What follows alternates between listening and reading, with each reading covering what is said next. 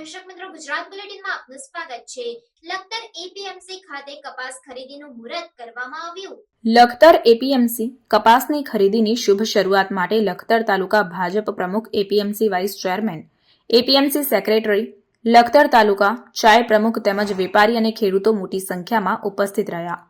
Lakhtar APMC ખાતે તારીખ 26 September 2024ના રોજ બપોરના 2 કલાકે કપાસની ખરીદી કરવા માટેની શુભ શરૂઆત કરાઈ હતી, જે સુરેન્દ્રનગર જિલ્લા પંચાયત ઉપપ્રમુખ જગદીશભાઈ મજેઠિયા દ્વારા નારિયેળ વધેરીને ખરીદીની શરૂઆત કરાવાઈ હતી, જેમાં એપીએમસીના વાઇસ ચેરમેન કમલેશભાઈ હાડી, સેક્રેટરી ડીડી મોરી, લખતર તાલુકા ભાજપ પ્રમુખ ડીકે ચવાણિયા, લખતર તાલુકા પંચાયત પ્રમુખ વાસુદેવભાઈ પટેલ, યુવા મોરચા પ્રમુખ ધ્રુવરાજસિંહ રાણા, એપીએમસી ડિરેક્ટરો, વેપારીઓ અને ખેડૂતો મોટી સંખ્યામાં ઉપસ્થિત રહ્યા હતા।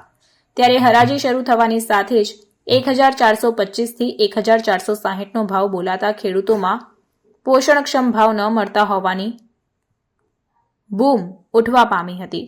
ગત વર્ષે બંધ બજારે 1480 રૂપિયાથી બંધ થવા પામી હતી, ત્યારે લખતરની એપીએમસી શરૂઆતના ભાવ 1460 બોલાતા ખેડૂતોને જળસી વેચવા માટે મૂંઝવણમાં ઉતરી ગયા।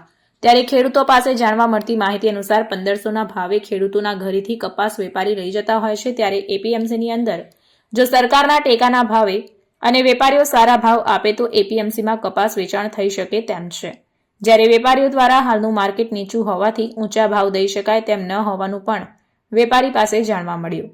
લખતર એપીએમસી ખાતે પહેલા જ દિવસે 4000 થી 4500 મણ કપાસની આવક થવા પામી હતી, જેનો છેલ્લો ભાવ 1470 સુધી પહોંચ્યો હતો।